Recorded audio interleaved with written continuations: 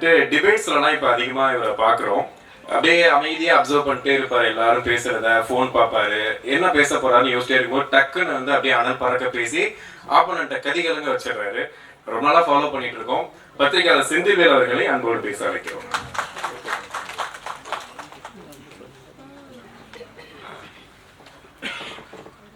இந்திய திரைக்கதை உலகின் மன்னன், தமிழ் திரைப்பட வரலாற்றின் மிக முக்கிய ஆளுமைகளை நீங்கள் பட்டியலிட்டால் நிச்சயமாக அதில் நம்முடைய கே. பாக்கியராஜ் அவர்களை தவிர்த்துவிட்டு பட்டியலிடவே முடியாது. அவர் இந்த மேடையில் இருக்கின்ற பொழுது அவரை நான் முதலில் அவருக்கு என்னுடைய வணக்கத்தை சொல்லி தொடங்குறது தான் மரியாதையாக இருக்கும். ஸோ பாக்கியராஜ் சார் அவர்களுக்கும் மேடையில் இருக்கக்கூடிய அத்தனை ஆளுமைகளுக்கும், மேடையின் முன்னால் அமர்ந்திருக்கக்கூடிய தோழர்கள், குறிப்பாக ஊடகத்துறை நண்பர்கள், யூடியூப் நண்பர்கள் அனைவருக்கும் என்னுடைய இனிய மாலை வணக்கம். ஸோ உமாபதி சாரை பற்றி எல்லாரும் பேசினாங்க. எம்ஜிஆருக்கு அப்புறம் தொப்பியால் பிரபலமானவர்கள் அவரும் ஒருத்தர் நினைக்கிறேன். ஸோ வந்து எங்கள் ஆஃபீஸில், சாரி சார் ரொம்ப கலக்கியாக சொல்கிறேன், எங்கள் ஆஃபீஸில் எங்கள் ஸ்டாஃப் வந்து டக்குனு பேர் மாட்டாங்க, சார் அந்த தொப்பிக்காரரை கொடுங்க சார், அவர் தான் இது சூப்பராக பேசுவாங்க சார் அப்படிம்பாங்க. ஸோ அந்த அளவுக்கு பலவற்றையும் பேசக்கூடியவர். ஸோ இன்றைக்கு அவர் தயாரிப்பாளராக அவதாரம் எடுத்திருப்பது அப்படிங்கிறது எங்களுக்கு ரொம்ப மகிழ்ச்சி. ஏன்னா நாங்களே அந்த இடத்துல நிற்கிற மாதிரி ஒரு சக ஊடகவியலாளனாக நான் ஒவ்வொருத்தரும் வெற்றி பெற்ற மாதிரி எங்களுக்கு ஒரு மகிழ்ச்சி. அதே மாதிரி நண்பர் இயக்குனர் கிருஷ்ணவேல் அவர்கள் ஸோ கருஞ்சட்டையோடு வந்திருக்கிறார். நான் அதுக்குள்ள அப்புறமா வர்றேன். அதுக்கு முன்பாக நான் 2 பேரை பாராட்டணும்னா கதாநாயகனையும் கதாநாயகியும். நீங்கள் ஒரு படத்தில் கதாநாயகனும் கதாநாயகியும் சம்பளம் ஊதியத்தை எல்லாம் தாண்டி அவங்க விரும்புவது அவர்களுக்கான வெளிச்சம், அவர்களுக்கான அடையாளம், அவர்களுக்கான கைத்தட்டு, அவங்க முகம் வெளியில தெரியணும். அதையே மறைச்சி வச்சிருக்காங்க அப்படின்னு சொன்னா அதற்கு அவர்கள் சம்மதித்திருக்கிறார்கள்வா உள்ளபடி அந்த மனசுக்கு, சகோதரனுக்கும் சகோதரிக்கும் என்னுடைய உளப்பூர்வமான பாராட்டுகள். உண்மையிலே அதுக்கு ஒரு பெரிய மனசு வேணுங்க. அதனால நீங்க வந்து இப்போ எங்களை டிவியில் கூப்பிடுறாங்க, மாஸ்க் போட்டுட்டே பேசுங்க சார்னா யார் போவோம்?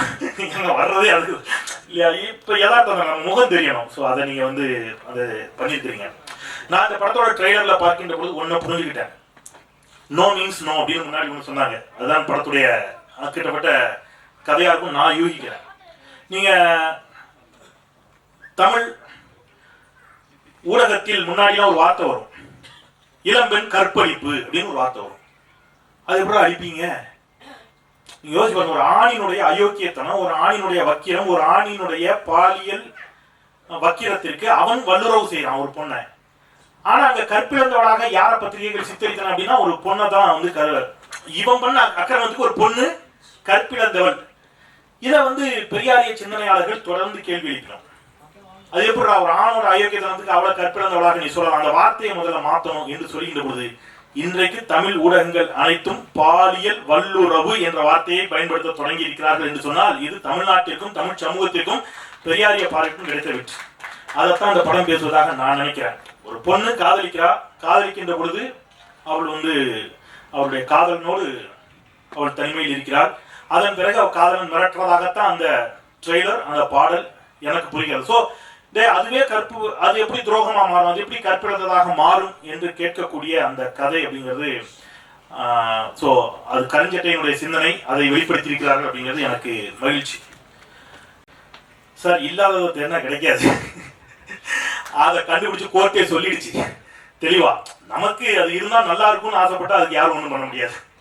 நான் வேணா அந்த படத்துக்கு இன்னொரு தலைப்பை சொல்றேன்.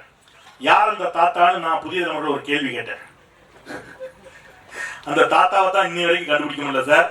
அந்த தாத்தா யாருன்னு ஒரு பேராசிரியர் சொன்னாங்க. ஒரு மாணவியிடம் பேசினார்கள், ஒரு தாத்தாவோட அட்ஜஸ்ட் பண்ணிக்கணும்னு. நீங்க வேணா அடுத்த முறை படம் எடுக்கும்போது யார் அந்த தாத்தான்னு வைங்க. தாத்தாவை தான் இன்னி வரைக்கும் காணல. சாரை கண்டுபிடிச்சிட்டாங்க. அவருக்கு 30 ஆண்டு நீதிமன்றம் சிறை தண்டனையும் கொடுத்து விட்டது அப்படிங்கிறதையும் சொல்லிட்டு, ஸோ பெண்கள் சார்ந்து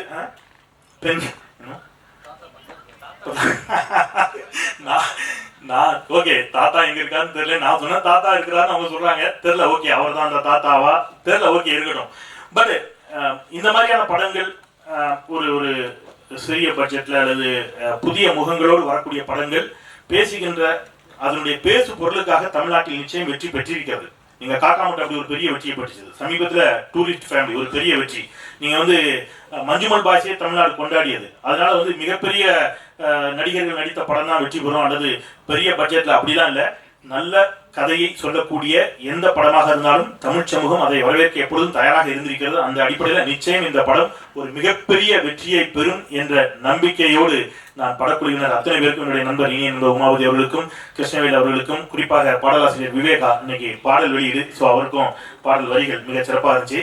இசையமைப்பாளர் அத்தனை பேருக்கும் என்னுடைய நெஞ்சம் நிறைந்த வாழ்த்துக்களை சொல்லி, பத்திரிகையாளர்கள் நிறைய பேர் வந்திருக்கிறாங்க, அரசியல் பரபரப்பு இருக்கும் அப்படின்னு தொகுப்பாளர் சொன்னாரு. அத நம்முடைய நண்பர் உமாவதியினுடைய நலன் கருதி நான் அந்த பரபரப்புகளை அதிகம் ஏற்றாமல் விடைபெறுகிறேன். நன்றி.